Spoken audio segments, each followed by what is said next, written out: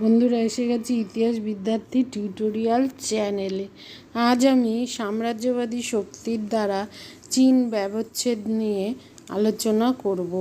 ষোড়শ শতকে সর্বপ্রথম পর্তুগিজ বণিক সম্প্রদায় দক্ষিণের ম্যাকাও বন্দর দিয়ে চীনে প্রবেশ করে। তাদের অনুসরণ করে একে একে স্পেন, ওলন্দাজ, ব্রিটিশ ও ফরাসি বণিকরাও চীনে প্রবেশ করে এবং বাণিজ্যিক অধিকার লাভ করে। চীনে আফিং বাণিজ্যকে কেন্দ্র করে ইংরেজদের সঙ্গে প্রথম ও দ্বিতীয় ইঙ্গো চীন যুদ্ধ বাধে। প্রথম যুদ্ধে জিতে ব্রিটিশরা চীনে অতি রাষ্ট্রিক অধিকার বা এক্সট্রা টেরিটোরিয়াল রাইটস লাভ করে, আর দ্বিতীয় ইঙ্গো চীন যুদ্ধে হেরে গিয়ে চীন বাধ্য হয় ফ্রান্স ও ইংল্যান্ডের সঙ্গে তিয়েনজিনের সন্ধি 1858 খ্রিস্টাব্দে স্বাক্ষর করতে। এই সন্ধির শর্ত অনুযায়ী চীনের 11টি বন্দর বিদেশি বণিকদের ব্যবহারের জন্য খুলে দেয়া হয়। কং নামে চীনের যুবরাজ বিদেশিদের শর্ত মেনে পিকিংয়ের সন্ধি স্বাক্ষর করেন।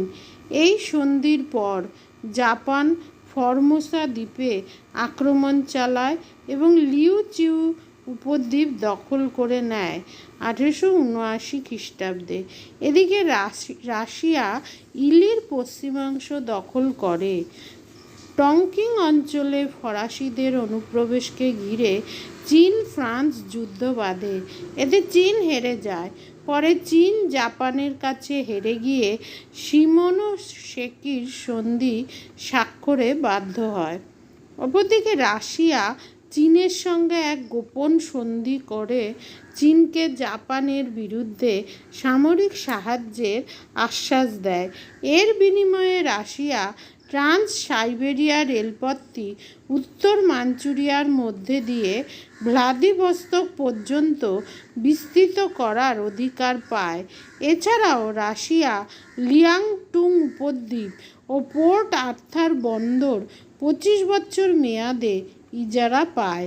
চীনের সঙ্গে চুক্তি স্বাক্ষরের মাধ্যমে জার্মানি শান্টুং প্রদেশের কিয়াওচাও বন্দর 99 বছরের জন্য ইজারা পায়। এইভাবে পাশ্চাত্য শক্তিবর্গের সাম্রাজ্যবাদী লালসায় চীন তরমুজের ফালির মতো বহু টুকরোয় বিভক্ত হয়। সাম্রাজ্য স্থাপন নয়, মার্কিন যুক্তরাষ্ট্রের নীতি ছিল চীনের সঙ্গে বাণিজ্যিক স্থাপন করা। কিন্তু বিদেশি শক্তিবর্গ যেভাবে চীনকে গ্রাস করেছিল তাতে মার্কিন যুক্তরাষ্ট্র শঙ্কিত হয়ে উঠেছিল। মার্কিন যুক্তরাষ্ট্র আশঙ্কা করেছিল চীন এভাবে পাশ্চাত্য দেশগুলোর মধ্যে বণ্টিত হয়ে গেলে মার্কিন বাণিজ্যের ক্ষতি হবে। মার্কিন যুক্তরাষ্ট্রের পক্ষ থেকে চীন সাম্রাজ্যে উন্মুক্ত দ্বার নীতি বা ওপেন ডোর পলিসির প্রয়োগের প্রস্তাব তোলা হয়। প্রাচ্যের secretary of state John Hay এ ব্যাপারে London, Tokyo, Berlin, Saint Petersburg এবং রোমে প্রস্তাব পাঠান 1901 খ্রিস্টাব্দ, যা হলো হে ডক্ট্রিন। এই প্রস্তাবে বলা হয় চীনে সমস্ত বিদেশি রাষ্ট্র বাণিজ্যিক ক্ষেত্রে সমান অধিকার ভোগ করবে। সমস্ত বিদেশি রাষ্ট্র সমান হারে পোত ও বাণিজ্য শুল্ক দেবে। চীন সরকার বিদেশি রাষ্ট্রে আমদানি রপ্তানি দ্রব্য থেকে এই বাণিজ্যিক শুল্ক আদায় করবে। চীনের রাষ্ট্রিক অখণ্ডতা বজায় থাকবে। চীনে অবস্থিত ব্রিটিশ নাগরিকদের বিচারের দায়িত্ব ইংরেজদের বিচারালয়ে নিষ্পত্তির অনুমতি দেয়া হয়। এই অধিকার বলে ব্রিটিশ নাগরিকরা চীনে বসবাস করলেও চীন সম্রাটের অধীনতা থেকে মুক্ত থাকেন। এই বিশেষ সুবিধাকে অতিরাষ্ট্রিক অধিকার বলা হয়ে থাকে। এইভাবে বিভিন্ন শক্তিবর্গ ইউরোপে নিজেদের ইচ্ছা অনুযায়ী চীনকে ব্যবচ্ছেদ করে নিজেদের করায়ত্ত করেছিল।